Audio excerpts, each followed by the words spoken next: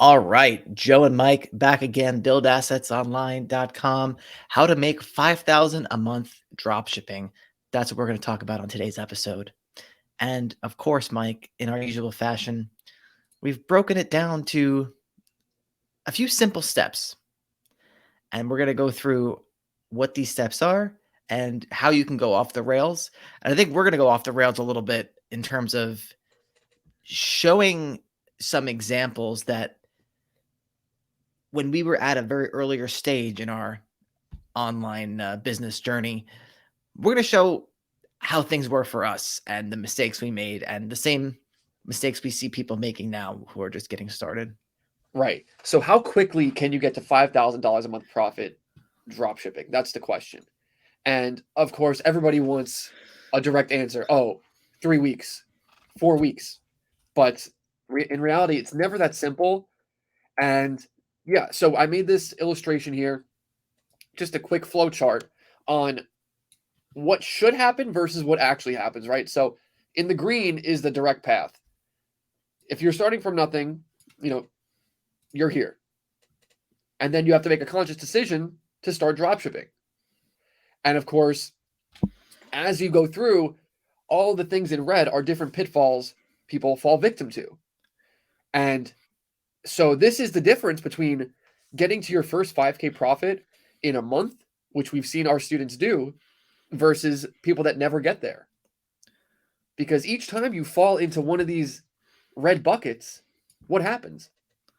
You have to potentially go start again, or you fall into a bad mental hole and you wind up just never taking action again from that position. Right. So, I mean, it all starts from when you actually decide to start dropshipping, right? That takes motivation. There needs to be It, some reason you want to make that change. it And does. And I cannot tell you how many people will say they want to start drop shipping. There was a guy I met at jiu-jitsu like maybe probably over a year ago at this point. He was like, he just sold his brick and mortar business. He didn't sell it for like a great amount of money. And he's like, "Yo, whoa, that sounds pretty cool." So I gave him the course for free. He was like, I'm into it. Decided he wanted to start. Got to a certain point. Procrastinated. Yeah, bro, I'm gonna do it tomorrow. Yeah, bro, I got busy with this. And now, now he's back into wage cuck land. it's actually funny you brought that up because it's extremely true. The amount of people we've given access to our course that are like friends and family, or just someone we know we're not going to charge them for it, and that they never do it, it's astounding. Because if they truly understood what they had access to and just what they were capable of producing, they would probably take it more seriously. But number one, maybe because it was put onto them without having that true motivation, it's just not something they wind up pursuing. Like there has to be that real desire to get there. And so even with our cousin, like if people go back and watch that interview, we talked about how we basically put him through a gauntlet of doing other online businesses before we showed him how to do dropshipping in order for him to prove that he was actually serious.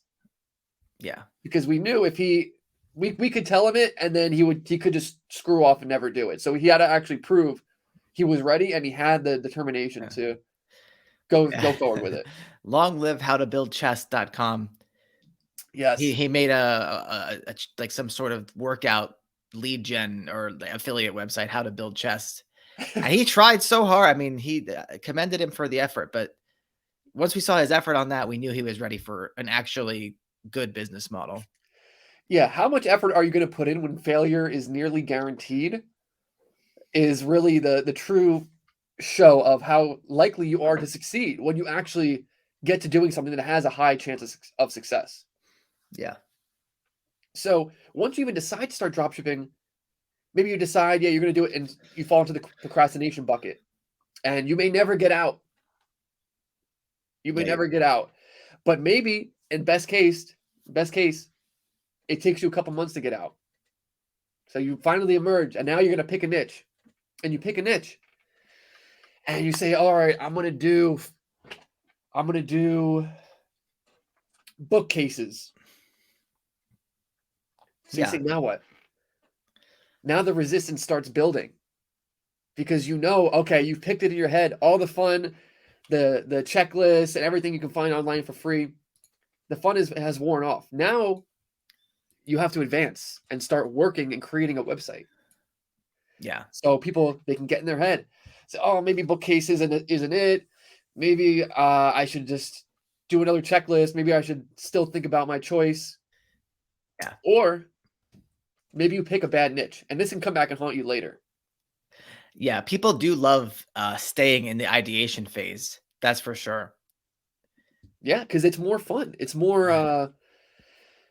There's that empty dopamine hit of the BS you do before you actually have to like turn on your ads, start spending money, and have actual customers come into your door. Yeah. I mean, at this pick niche point, you haven't even called suppliers yet, theoretically. So you still have a good amount of things to do in front of you. And so to procrastinate doing those things, you could go with either of these options. Maybe you actually did pick a bad niche, or maybe you're just simply thinking that you picked a bad one and you're just spending all your time spinning your wheels and not moving on to the next step. Right. So even you may pick a bad niche and you may move on to the next step.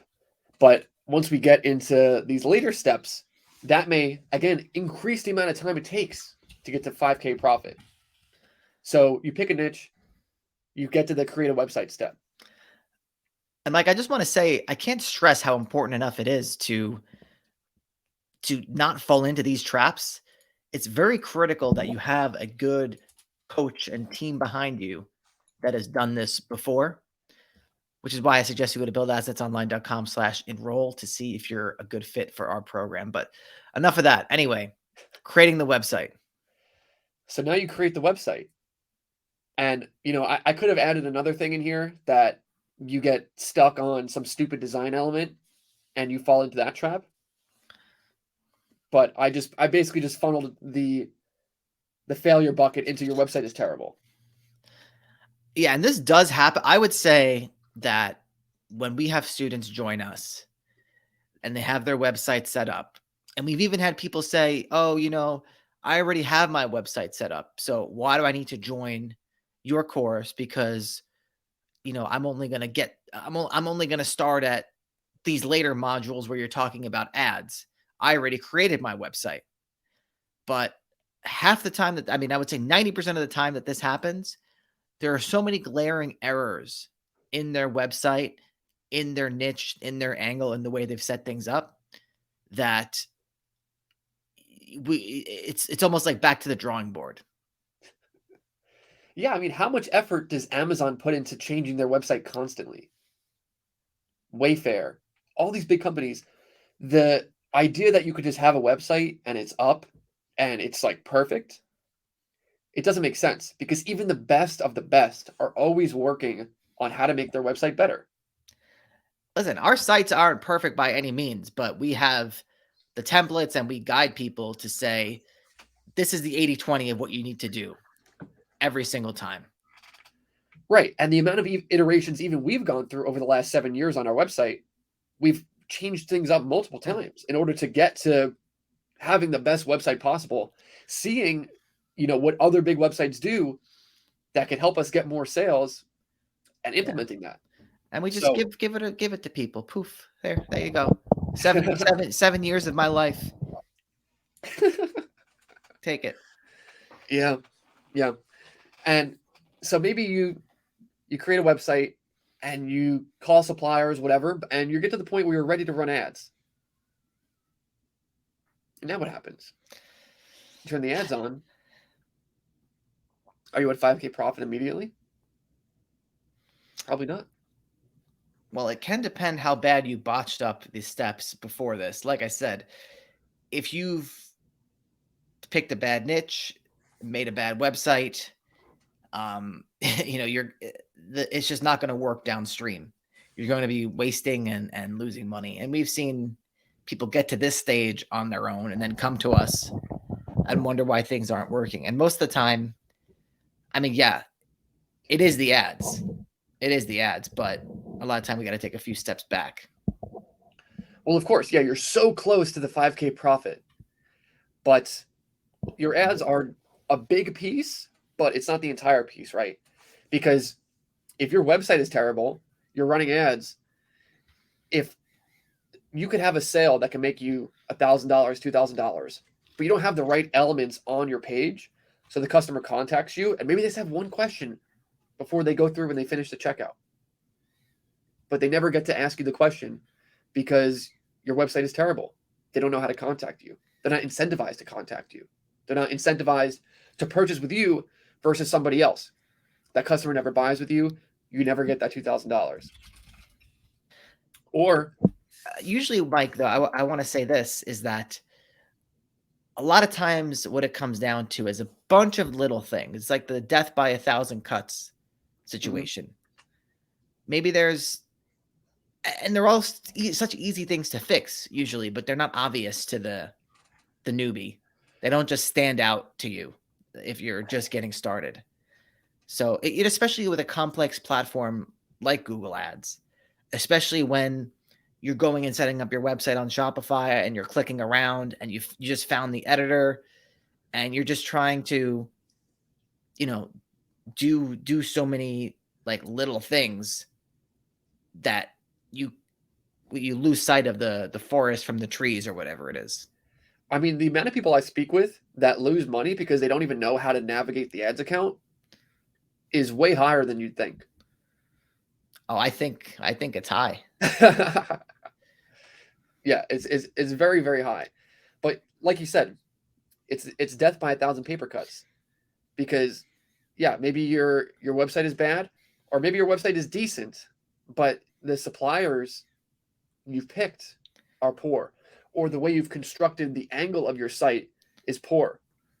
So you don't have a good supplier that has a good margin and you know you're not developing authority in your niche. So all these little elements that you think you're past, you didn't get past them.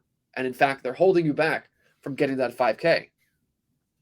Versus if you decide to start, you take action quickly, you pick a niche that is destined to succeed, and then you create a website that has all the correct on page elements and you run ads the right way, you're putting yourself on the quickest path to get to that 5K.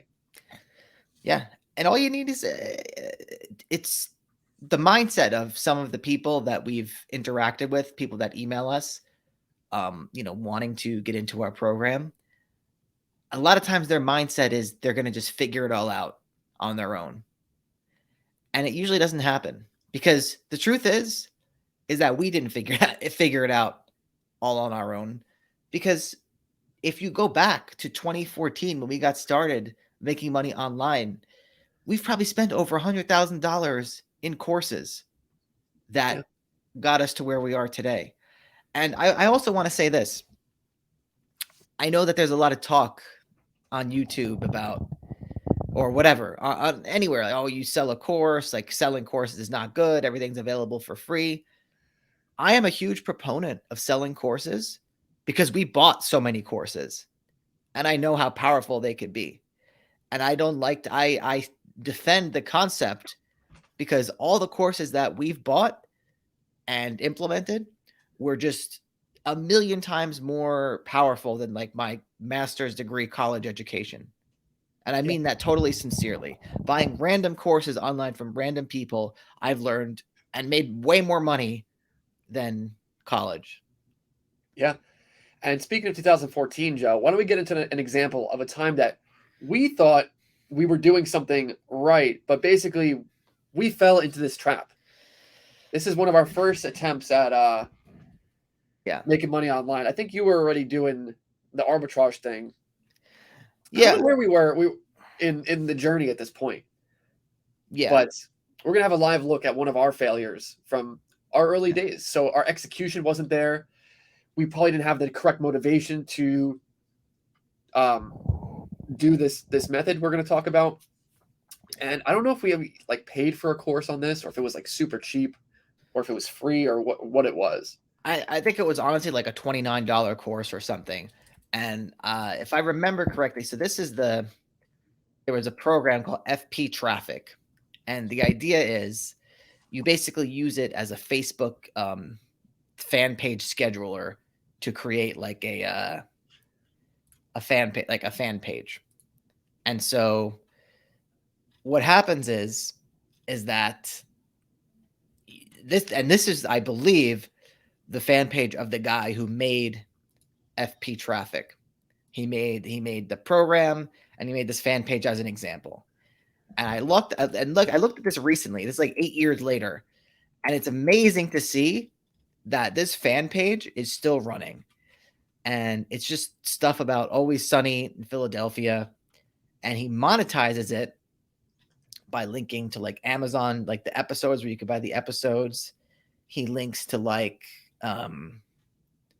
different I think there's like a he links to like a coloring book, yeah, he links to like this kind of stuff, like Always Sun, like yeah, like Danny DeVito pillows, and this stuff gets a lot of exposure, and he also monetizes it with a website, it seems, called Always Sunny, or It's Always.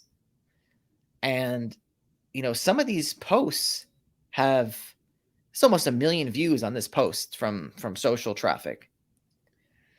Yeah. And So yeah, it's pretty astounding, because when we did this, we did the pretty much, we had this information, we had everything he said to do this. And I believe you tried to do like a Breaking Bad quotes or yeah, something, yeah, but we didn't have the full understanding of like, okay, what is the long-term vision of this? What are all the different ways we can monetize it? Now, yeah. So that's what it comes down to, is we just didn't believe in it. We didn't stick with it, and we didn't fully understand like the scope of what it meant to do this. yeah, we were not able to execute on it. And if you go back to the graph, I mean, we kind of shot ourselves in the foot from. You frozen there? Okay, we shot ourselves in the foot kind of from the get go.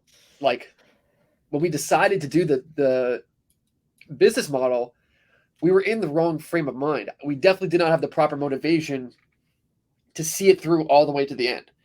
And that was probably because, number one, we didn't have enough skin in the game. If we bought it, it's like $29. But at the time, more of our mindset towards online business was like, how do we do these little, almost like quick money hits? Like, Yeah. I don't know if you call them like exploits. Like, oh, you just make a Facebook fan page, you post some stuff, and then you post like an Amazon affiliate link, and you're just supposed to make money. Well, I think at the time, our mindset was very geared towards wanting to get a quick win, because when we were doing Kindle at the beginning, it was just like win after win after win, like so easy. Was this And before Kindle? no, this was like after, or like during. This is And after Kindle? Okay. it was like, this was kind of like, this needed to be like a long-term journey that we embarked on, but I don't think we had the long-term vision of, yeah, I mean, we knew about Amazon affiliate, but we didn't think like, oh, we could send this to a blog, monetize it with ads. Like, I just feel like we didn't really have the full picture of what you could do. Yeah, we did not have the long-term vision, and therefore, even when it came to creating the Facebook page and picking that niche and stuff like that, like we just did it so half-ass that it was bound to fail. Versus, this is what happens if we actually stuck with it. This Yeah. guy's getting almost 1 million views through social media to his website. He's monetizing all sorts of ways. Who knows how much he's making on this? But just to show the point that this is what it looks like when you take it all the way there. And even with Kindle, like the entire reason that we had success with Kindle was because we had coaching. I could say 1000% we would have not made close to as much as we made off Kindle, or as quickly as we did if we did not have coaching. Because number one, we had skin in the game to take action. There were specific things inside the coaching that were forcing us to get clear on our motivation and forcing us to hold our own selves accountable to take that action. And because of that, we built up way more momentum. We took way more action, and we were able to get to 5K just through Kindle, like within a couple months, maybe even first 2 months. Yeah, it allowed us to kind of like not I'm trying to think of a good analogy. Like if I'm trying to swing a baseball bat, I'm really bad at baseball, or like shoot a basketball or something. Like I can't just do it. Like I have to, if I want to do it properly, I need to think about exactly how I'm doing it, where my fingers are touching, how it's rolling. But with online business, if you're doing it without guidance, that's what it's like.